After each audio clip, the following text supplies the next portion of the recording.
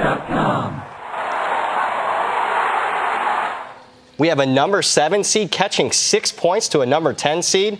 This is Brad Powers in the pregame.com studios just off the Vegas trip. We're talking Friday NCAA tournament action. We got Wichita State taking on Dayton. Fez, who do you like in this matchup and why? I'm on my Dayton Flyers plus the 6 points. It's all about Dayton being undervalued based upon one basketball game. They are the class of the A-10. They won the A-10 regular season, but they lost to Davidson in the very first round, and the betting markets are overreacting to that one game, and they're forgetting that the Flyers were 15-3 in conference, including 2 wins over surging Rhode Island. Not just one loss, Fez, but actually 2 losses. You go back to the final game of the regular season. They're laying 5 points at George Washington. They lose that game outright. Any concerns that, hey, it's 2 games. Is this team fading right now? No concerns at all. That was a throwaway game. They weren't laying 5. That was the opener. They're laying 3.5 at post. The wise guys moved in on GW because they knew the game meant absolutely nothing to Dayton, so I'm not going to go ahead and dock Dayton for losing a game that was meaningless to them. Now, NCAA tournament, there's a lot of theories out here. You're a wise guy, Fez.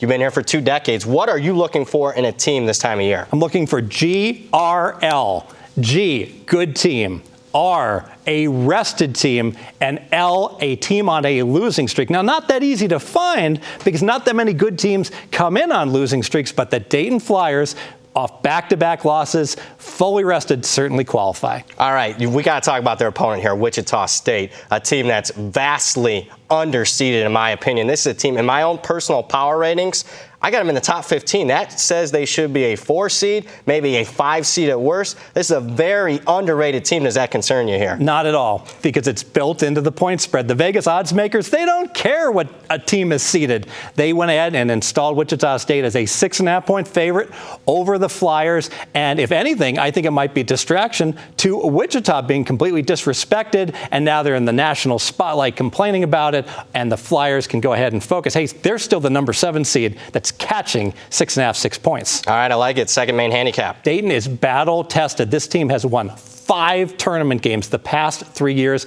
Only 18 teams in the country can say that. This team clearly has a second gear they can take it to come big dance time. And reason they can take it to that second gear, Archie Miller, their head coach, one of the finest hotshot up-and-comer coaches in the country. He's going to be up for a lot of big jobs at the end of this year. He's a guy that can get his team to peak at the right time of the year. Maybe not great in the Atlantic 10 tournament, but he's making money here in the NCAA tournament. No doubt, and they're not just beating up necessarily on cupcakes.